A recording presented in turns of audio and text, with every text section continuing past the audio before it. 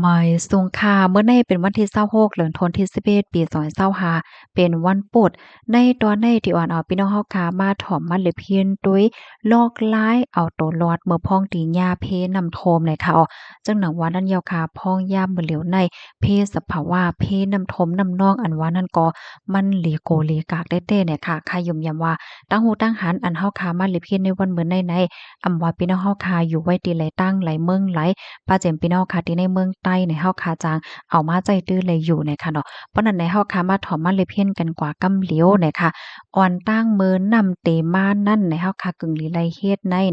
หนึ่งค่ะตัดไฟค่ะเนาะตีเฮิรนพี่น้องเฮาคานั่นเนี่ยก็เตมีไว้ปลั๊กไฟเตมีไว้หม้อไฟให้ในเจ้าแม่นค่ะเอาคัดเอามันโล่งในค่ะเสียเอาแลในให้พี่น้องเฮาคาถอดสายไฟถอดปลั๊กไฟออกกูอันในเนาะ ว่าได้เป็นทีวีตู้เย็นเครื่องใช้ไฟฟ้า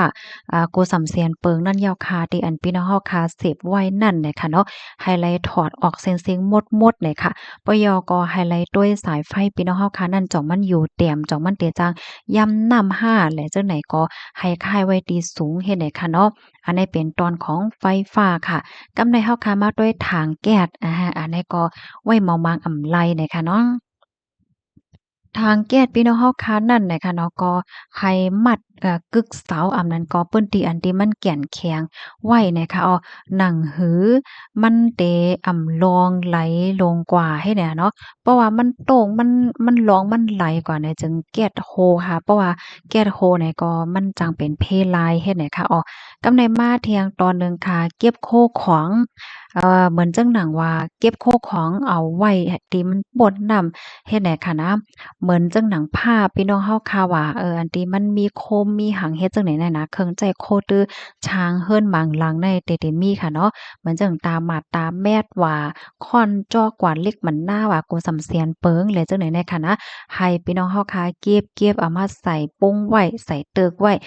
ปุ้งก่อแล้วจังไหนไว้เฮ็ดตีๆเฮ็ดไหนเนี่ยค่ะเนาะเฮียงไหนเพราะว่าน้ำทมน้ำมาพาดกว่าเนี่ยมันลงไหลกว่าใน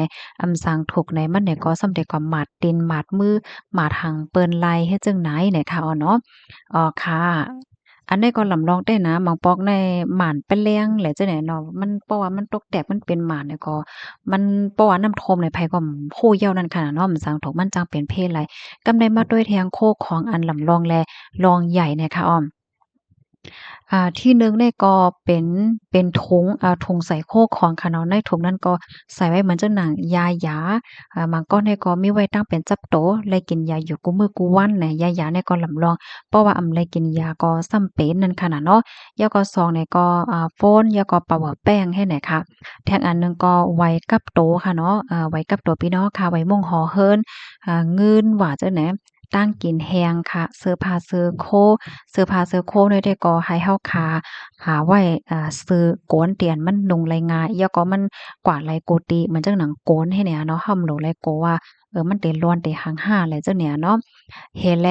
ไฟถาดค่ะถุงใหญ่ๆเฮ็ดจังไดก็หางเฮียนไว้ป้าก็ไลเหมือนจังถุงล้ำถุงใส่ยุกยากนั่นค่ะนะเอาไว้ใส่โคใส่หางเนี่ยมันก่อเฮียนนำไรอยู่หนังเก่าเฮ็ดไหนคะเนาะ อันนี้ก็เป็นตอนของใจกันนะคะเนาะของใจโคตื้อเฮ็ดไหนค่ะกำในเฮาค่ะสามารถด้วยแทงสังเจ้อหนังว่าสังกำในเฮามาด้วยตอนนี้ก่อนเฮกังหนังเฮอไฟเดอำรุดเนาะ อย่าไปกว่ายิบปากไหนคะเมื่อวันนำมาเหย้าสังเหย้าเฮ็ดจั่งใดคะนะอย่าไปกว่ายิบปลั๊กไฟอันนั้นก็เครื่องใช้ไฟฟ้าบ่พ้องติมันย่ำเหย้านั่นน่ะแหนะแล้วก็อย่าไปใช้โคของที่อันมันมีคมติในน้ำนะคะว่าแล้วก็แถงอันหนึ่งก็ให้สติโตสัตว์อันมีกล้องเมื่อว่าในรายหันข่าวงาวอันค่ะนะงูอะมันมาซักโกะเนี่ยเพราะว่าถึงขิงข้าวนำโทมมาไหนโตสัตว์มีกองแน่เขาก็ปลายเพเหมือนกันค่ะเนี่ยนะก็แลสตีเนี่ยค่ะแล้วก็ทางอันหนึ่งก็เพราะว่าเฮาคาได้ก้านคืนติไหลในค่ะนะเฮาก้านคืนไปนำในไฮไลต์สตีเสียก่อนอันที่เฮาคาก้านคืนในจ่องมันกึมจ่องมันแก่นแข็งให้เนี่ยเนาะเพราะว่ามันแก่นแข็งในก็เผลอไปน้ำตกลงมาแทงเฮ็ดไหนเนี่ยค่ะในนะกำในเฮาสามารถด้วยแทงเมอพ้องตีน้ำท่มมันจังว่าเมื่อเหลียวในย่าไว้น้ำท่มอยู่อย่าว่าซ้ำแต่ไรเฮ็ดจึงหือในนั้นขนาดเนาะ คืนใจโคตื้ออันเฮฮามปันให้เฮาค้านนำทบอันใดได้ก็ประหว่ำใจก้นที่อันก็อยู่ในพื้นที่น้ำท่วมตาเสได้ภัยก็แล้วเต็มมีไว้ค่ะอยู่เนาะอันที่เปิ้นมานุงในนั้นค่ะนะอ่ามันได้มีอันเป็นน้ำเต้าว่าสังว่าโฟมว่ากะละมังว่าหังว่าให้ไหนอันไหนในเพราะว่ามีไว้มันก็จอยหลายเต้ค่ะนี่นะเหมือนหนังน้ำท่วมที่เมืองไทยพอตอนใต้เนี่ยลูกอ้อน่ะโอ้หลีเอ็ดรู้นะหันข่าวยาก็แม่เขาเนี่ยก็เอามาใส่กะละมังเอามาใส่อันเป็นเปิ้นฮ้องว่าจั่งหือกะละมังอ่างใหญ่ๆให้เนี่ยอันนี้ก็จอยไลเต้หนังเก่าค่ะอ๋อพี่น้องเฮานะบางเฮิรนในเปิ้นได้มีไว้ค่ะลูกอันเป็นอ่างโล้งกะละมังซักผ้าซักโครเนี่ยเขาก็เอาลูกอ่อนเขาใส่ไว้ในนั้นค่ะน้ำท่วมแห้งหนาเนี่ยเนาะกำในมาด้วยแทงค่ะการด้วยหลอมล้มลาดด้วยถึงตัวสัตว์ในมันก็เปิ้นก็เลี้ยงไว้น้องหมาน้องแมวให้ในนั้นขนาดเนาะบ่พ้องตีน้ำท่วมอยู่นั่นแหละอย่าไปมัดไว้ตัวสัตว์เจ้าเก่าเนี่ยค่ะว่านะ อย่าไปมัดไว้เหมือนจั่งว่ามัดเสาแหวก็มัดกับอ่ามัดตีโตซอดแหวก็มัดกึกเสาไว้เฮ็ดไหนเนี่ยค่ะอ้อให้ใส่กะละมังใส่ซ่าใส่หังไว้เฮ็ดแหนอ้อเนาะย้อนเพราะว่ามัดไว้กึกเสากึกหังเนี่ยป้อน้ำโทมาเขาก็จังเลียนเฮ็ดจั่งแหนนะตอนตาก้นตีอันมีไว้โตซัดเลี้ยงไว้โตซาดเฮ็ดจั่งไหนค่ะมาแทงคอหนึ่งค่ะเพราะว่าน้ำท่มถึงหลังคาเพราะว่าเนี่ยจั่งไหน ให้ให้การคืนที่อันสูงๆเพราะว่ามีไว้เพราะว่าที่เฮิรนในมีไว้ปุ้งหว่าอำนั้นก็กะละมังใหญ่ๆเนี่ยจั่งใดก็ติจ่อยเลยอยู่นะคะย่อก็คัดใจด้วยหาอันที่มันสูงเลิศน่ะเนาะการคืนที่อันสูงเลยก็คือก็หลีกันนานยาวเฮ็ดให้ค่ะ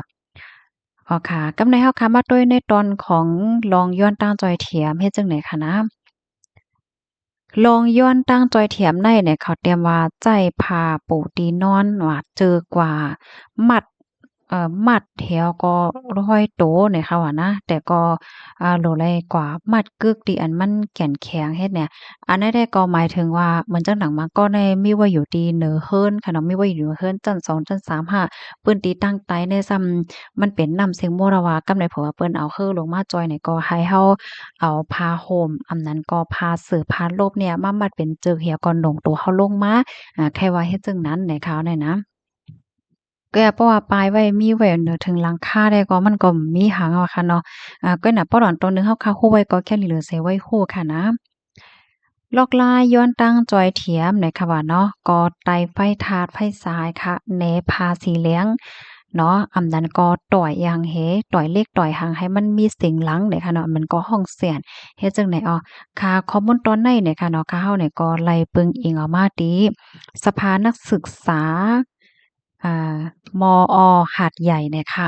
ได้ก็ย้ำว่าได้มีพ้นหลีบันตอนตาพี่ๆน้องๆเฮาค่ะอำนำกอเอนะคะเนาะก็แค่ย้อนให้พี่น้องค่ะช่วยกันสะเปิ้นแพร่แชร์กว่าไว้ค่ะเนาะโคไว้แค่หลีเหลือเสียไว้โคค่ะป้อวันหนึ่งอำลิกับหลีแตกเป็นมาหาเฮาค่ะฮบทบเงาลาย5 1 2 3เฮาก็ได้เลยฮู้ว่าเฮาได้เลยเฮ็ดสารจังหือพองให้ในนั้นขนาดเนาะย้อนให้กูก็อยู่หลีเลยรอดเพ่กันค่ะบ่ายสงค่ะ